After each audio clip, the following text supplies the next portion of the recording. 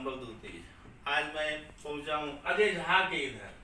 तो अजय झा जी से पूछना चाहता हूँ कि महात्मा जी के विषय में आप कैसे पहचान हुई, कैसे जानते हैं और इनके विषय में कुछ बता सकते हैं कि इनका वाणी का प्रभाव लोगों पे क्या है? बहुत अच्छा है, वाणी का प्रभाव बहुत अच्छा है। तो ये मैंने इनसे लिया सुना, अनेक किसी अपने नाम के मोहताज नहीं, ऐसे मधुबनी के जिला के मिथिला के हृदय स्थली से जन्म स्थल से कर्मभूमि धूरी में अपना भक्त भजन करते हुए गौशाले चलाते हैं और परोपकार का ही काम करते रहते हैं। तो ऐसा महात्मा जी से मैं आपको नाम नहीं बताना चाहूँगा, ये कोई नाम का मोहताज नहीं है। तो सुनते हैं कि ये क्या बताना चाहते हैं।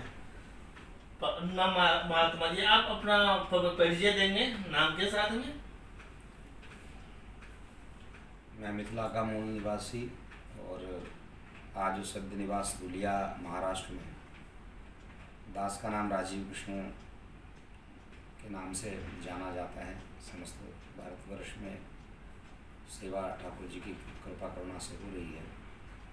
वहाँ श्याम सुंदर गोवर्धन गौशाला और श्री राम ध्यान की सेवा समिति के माध्यम से नानाविध प्रकल्पों से दीनहीन जनों की सेवा से लेकर के गौ सेवा के प्रकल्पों को ठाकुर जी चलवा रहे हैं।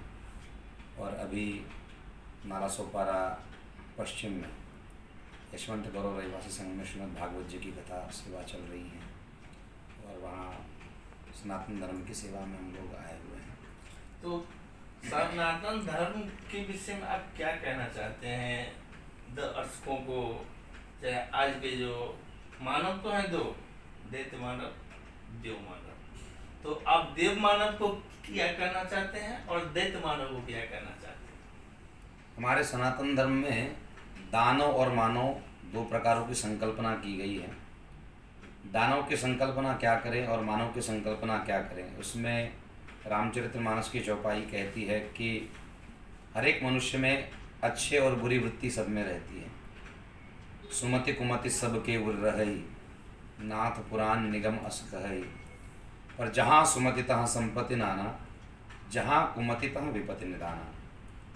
यह चौपाई सुंदरकांड में श्री विभीषण जी महाराज रावण को समझा रहे हैं। दानव और मानव बनना एक सर्वसाधारण सा विषय है कि जो मनुष्य सुमति यानी अच्छी विचारधाराओं पर चले वह मानवता की श्रेणी में आ जाता है, और जो किसी का ख्याल नहीं करता, बस अपने स्वार्थ वृत्ति में लीन रहता है, अभिमान में लीन रहता है, वह दानव कहलाता है। एक प्रश्न को हमारा जवाब है कि भारत माता, आज ऐसा कोई भी कंट्री नहीं है जिनके पीछे माँ लगा। तो इस माँ शब्द का अर्थ तो भली भांति लोग जानते हैं। इस भारत माँ की सनातन संस्कृति है, सब जानते हैं। विश्व गुरु बना था वो भी सब जानते हैं। लेकिन आज जो हो रहा है देश के अंदर में, हमारे जनप्रतिनिधि के बीच में झोंका झोंकी, इस विषय में आप कुछ कहना चाहते हैं? सबसे प्रथम तो हमारे संपूर्ण विश्व के अंदर पृथ्वी के किसी भी भूभाग में हम लोग जब जाएंगे तो अलग अलग राष्ट्रों के अंदर कभी भी देश को बाप या माँ के गरिमा में देखा नहीं जाता। एक हमारे सनातन धर्म की वैश्विक परंपरा रही है कि कई धर्म ये मानते हैं कि सब भगवान का है, हम लोग बोलते हैं कि सब भगवान ही है। ये एक सबसे बड़ा विषय है। और आपने पूछा कि इसे माँ क्यों कहते हैं, तो इसका वेदों शास्त्रों में वर्णन है कि पृथ्वी साक्षात भगवान नारायण की पत्नी है, और हमारे लिए अगर वो जगत पिता है तो पृथ्वी हमारे लिए माँ अपने आप हो जाती है। दूसरा इसका सबसे बड़ा मूल कारण यह रहा है कि जब माता सती जी अपने शरीर का परित्याग करती हैं, सती जी जब दक्ष यज्ञ में प्रवेश कर जाती हैं, तो उनकी चिता को लेकर के भगवान शंकर यहाँ वहाँ यत्र तत्र यात्रा करते हैं। उस समय भगवान नारायण ने अपने चक्र से उनके शरीर का खंडन किया और भारत के अखंड भारत के अलग अलग भूभागों में भारत माता से सन्निहित होती हुई वह सती माता का पूरा अंग भारतवर्ष से एक रूप हो गया। इसलिए हम जब भी देखते हैं इस पृथ्वी तल को उसमें सती माता का दर्शन, भारत माता का दर्शन हम स्वरूप में करते हैं, इसलिए हम उसे माँ के रूप में गणना करते हैं। मान लीजिए कि अब भी हम लोग कलयुग में हैं, आप ही लोगों के कल्पना अनुसार जो बोलेंगे वही हम लोग समझते हैं। तो एक कलयुग में मानव जीवन के जो दिशा दशा है उस पर कुछ आप प्रकाश डालना चाहते हैं? कलिकाल की आपाधापी वाले जीवन में हर एक मनुष्य अपने अपने आपाधापी में दौड़ रहा है। वो पैसा तो कमा ले रहा है। एक समय काल ऐसा था, भारतवर्ष में मुगलों का आक्रमण हुआ, उससे हम लड़ लिए। एक समय काल में हमने अंग्रेज़ों को पछाड़ दिया। पर आज की दयनीय स्थिति ऐसी है कि हम लोग अपने आप के अंदर जो विकार है उसको हम लोग नहीं पीछे पछाड़ पाते। ये दुख दर्द भरी आवाज़ें आपकी, मैंने रोकना चाहता हूँ, ये जो दुख दर्द भरी आवाज़ें आपको जो निकली है, इसमें आप समाज को क्या कहना चाहते हैं? समाज में यही कहना चाहते हैं कि अब जो आपाधापी में अपने आंतरिक विकार है, उन आंतरिक विकारों से लड़ने की वृत्तियाँ जागृत कर करके अपने आंतरिक शांति को ढूंढना जरूरी है। जैसे दूध में मक्खन छुपा हुआ है लेकिन वो दिखाई देता नहीं, उसका मंथन करना होगा तब वो मक्खन बाहर निकलेगा। उसी प्रकार व्यक्ति के अंतरंग हृदय में शांति छुपी हुई है और वो बाहर ढूंढने की कोशिश करता है। इसी में रामचरितमानस की ही हनुमान जी की यात्रा सुंदरकांड में वर्णित की गई। तो हनुमान जी महाराज जब यात्रा शुरू करते हैं सीता जी की खोज में, तो सीता जी ही शांति है। शांति सीता समानीता, सीता जी को शांति का स्वरूप माना गया है, त्याग का प्रतीक माना गया है। जब तक व्यक्ति में त्याग नहीं आएगा, जब तक उसकी वृत्ति भक्ति की ओर नहीं बढ़ेगी, तब तक उसके जीवन में शांति कभी भी प्रस्थापित नहीं हो सकती। भक्ति ही मनुष्य को प्रगल्भ करती है, भक्ति वंदन करना सिखाती है। और भक्ति जब वंदना करने सिखाती तो माता पिता की वंदना, राष्ट्र की वंदना, सज्जन समस्त जो विश्व है उसको अपना मान करके उसकी वंदना करना सिखाती है। और जब व्यक्ति विनम्र हो जाता है तो अपने आप वो शांत हो जाता है। चाणक्य नीति के अनुसार का कथन है कि जिस देश का व्यापारी महात्मा जी उस देश को प्रजा को कष्ट भोगना पड़ता है। क्या अभी ऐसा नहीं हो रहा है? क्या क्षमा करें? जिस देश का राजा व्यापारी हो, उस देश को प्रजा को दुख भोगना ही है। क्या हिंदुस्तान में अभी वो चाणक्य नीति के अनुसार देखते हैं आप लोग? हमारी दृष्टि से आज के सनातन धर्म में जो कार्य चल रहा है उसमें कुछ प्रगल्भताएं हैं। राष्ट्र कुछ अलग दृष्टि से कार्यरत हो रहा है।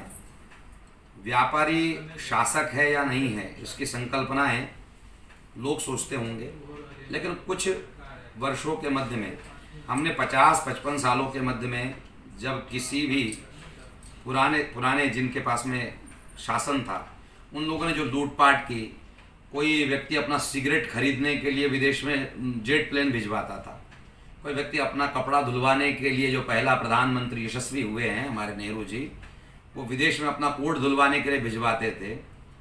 और उस समय काल में और आज के समय काल में यह परिवर्तन हुआ कि कुछ लौह निर्णय लेकर करके जब कठिन निर्णय लिए जाते देश के लिए, राष्ट्र के लिए, उस समय में वही रामचरितमानस की पुनः चौपाई में आपको कह रहा हूँ कि विभीषण जी ने कहा था कि सचिव वैद गुरु तीन जो प्रिय बोले भय आस, राज धर्म तन तीन करो होई वेगई नाश। सचिव यानी मंत्री, वैद्य यानी डॉक्टर, और गुरु सदगुरु, ये तीन लोग जब भी सौम्यता से, शीतलता से निर्णय लेते हैं तो उसका पतन होता है। ये हमने पिछले कई वर्षों से देखा। चाइना का हमने अपना अधिकार का मानसरोवर खोया। आज हमें वीज़ा लेकर के मानसरोवर का दर्शन करना पड़ता है। हमारे अधिकार का कश्मीर, जहाँ पर इतने सालों से कश्मीरी पंडितों की मृत्यु हो गई, उनको मार दिया गया, उनके अपमान किया गया, उनकी अब्रू, उनकी बेटियों को लूट लिया गया, संपत्ति को लूट लिया गया, उस जगह पर 370 हट जाता है। तो मैं किसी पक्ष का पक्षकार होकर के नहीं कह रहा हूँ, पर कहीं पर राज्य शासन सुअवस्था में चल रहा है, मंदिर निर्माण हो रहा है, तो हमारी भारतीय संस्कृति का मूल्यमापन हो रहा है। अब रहा सवाल व्यापारी वर्ण का, आपने जो पूछा मुझे कि व्यापारी क्या शासक प्रशासक है।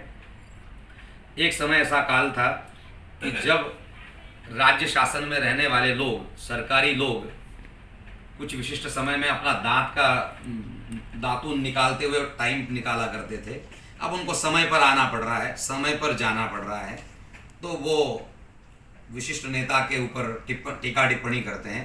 वो उसी नेता पर टीका टिप्पणी कर रहे हैं जो नेता अब तक के एक भी छुट्टी नहीं मार पाया है। वो लोग इसलिए टीका टिप्पणी कर रहे हैं क्योंकि वो खुद व्यापार नहीं कर पा रहे हैं। जो लोगों ने 2G स्पेक्ट्रम का घोटाला किया, जो लोगों ने बोफोर्स का इतना बड़ा कांड कर दिया, उन लोगों के आज जो कर्म कर रहा है जो कि व्यक्ति, उसके ऊपर जो प्रश्नोत्तरी है, उनके लिए ये उत्तर है कि अभी जो प्रशासन के रूप में कार्यरत कार्य चल रहा है वो ठीक है। हाँ, उनको कुछ सुधारणा करनी आवश्यक है। अभी जो कुछ चीज़ें उन्होंने बेची है या खरीदी है, ऐसी चर्चाएं चल रही है, तो उससे पहले भी कांग्रेस गवर्नमेंट ने भी देखिए महात्मा जी, अभी प्राइवेटीकरण करने के लिए उस चीज़ को बेचा है। हमें पार्टी पॉलिटिक्स पे नहीं जाना है, फिर किसी शब्दों के साथ मिलते हैं दोस्तों। देखे कि हमारे कैमरामैन सो चुके हैं, अच्छा वीडियो बनाते हैं कि नहीं, वो देखता हूँ मैं। और आज आपसे विदा लेता हूँ, फिर मानव के विषय में कल मैं इनसे प्रश्न पूछूंगा, आएंगे फिर जवाब देते हैं, आप लोग देखेंगे। धन्यवाद। जय मिथिला, जय सिया राम। जय सिया राम, जय